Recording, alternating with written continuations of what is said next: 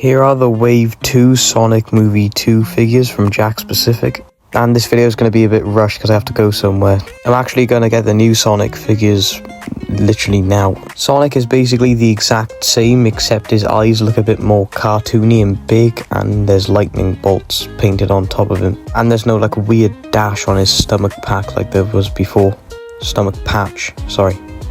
The shoes aren't, well sorry, they are the same, no texture. Also on his hands, and I think the other one too, you can see like the seam lines. Here is Tails, and he is also very similar to the Wave 1 Tails. And his tails actually come off extremely easily. Shoes again, I believe, are the exact same. Really figures that you would use for your main Sonic and Tails. Now Knuckles, like Sonic, is really similar to the first one. Here they are next to each other, and I'm gonna be real, I don't like it, just because I don't. Super Sonic is supposed to be the highlight of this wave, and he is also another figure that I just absolutely don't like. For one, in most lights it looked like his stomach patch blends in with the yellow on the rest of his body. Also his joints were so stiff I had to glue his elbow back on because it snapped off. The shoes are the same, and more than that, I don't know why, but I just don't like the head sculpt. I don't know why mine is so dusty.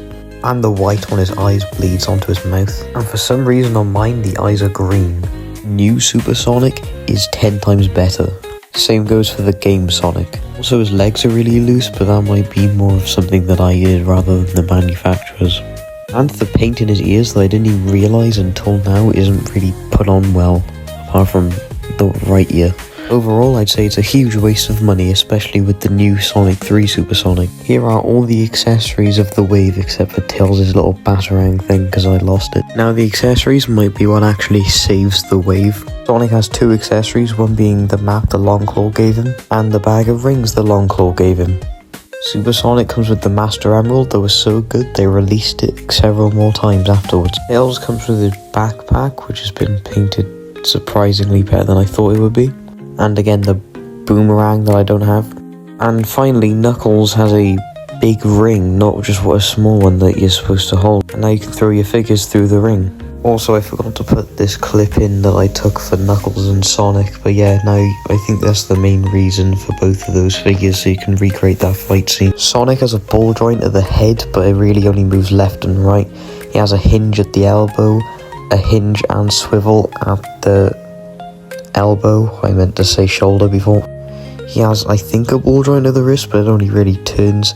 He has a hinge at the thigh and a swivel, and he has a hinge at the knee and a ball joint at the foot. However, do warm these figures up before you use them, otherwise they'll end up like my Super Sonic with the glued arm. Tails' articulation is basically the same, another ball joint, however he can kind of move up his head this time. He has a hinge at the shoulder, a tiny little hinge and swivel at the elbow, and a swivel at the wrist, and I think that's not a ball joint. He has a hinge at the thigh, you can kick that far forward, that far back, a hinge at the knee, and another ball joint at his foot. Knuckles has a ball joint at the head, but he can't really move his head at all because of his hair. Hinge at the elbow, shoulder.